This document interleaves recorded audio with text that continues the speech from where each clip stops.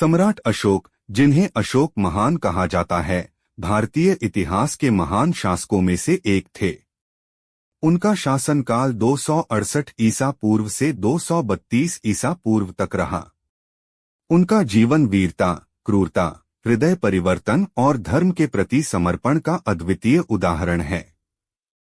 प्रारंभिक जीवन और सत्ता प्राप्ति। अशोक का जन्म मौर्य सम्राट बिंदुसार और रानी सुभद्रांगी के घर हुआ था। बचपन में उन्होंने सैन्य और प्रशासनिक शिक्षा प्राप्त की।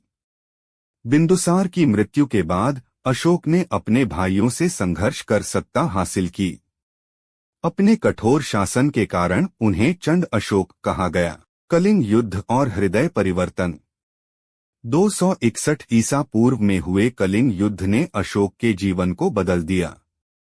इस युद्ध में भारी जनहानि हुई, जिससे अशोक व्यथित हो गए और उन्होंने हिंसा का त्याग कर बौद्ध धर्म अपना लिया।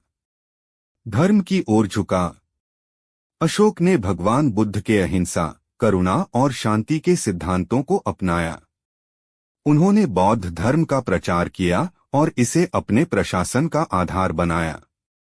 अशोक की नीतियां और प्रशासन। अशोक का शासन नैतिकता और कल्याण पर केंद्रित था। धम्म धर्म का प्रचार, बौद्ध सिद्धांतों को पत्थरों और स्तंभों पर खुदवाया।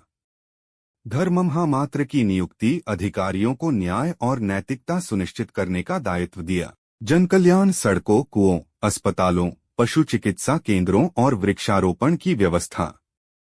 सामाजिक समानता, सभी जातियों और धर्मों को समानता और सम्मान। धर्म प्रचार और वैश्विक प्रभाव। अशोक ने बौद्ध धर्म को भारत से बाहर भी फैलाया। उन्होंने अपने पुत्र महेंद्र और पुत्री संघमित्रा को श्रीलंका भेजा। साथ ही चीन, तिब्बत, मध्य एशिया और दक्षिण पूर्व एशिया में भी धर्म प्रचारकों को भेजा। अशोक के अभिलेख और विरासत। अशोक ने अपने विचारों को पत्थरों और स्तंभों पर अंकित करवाया।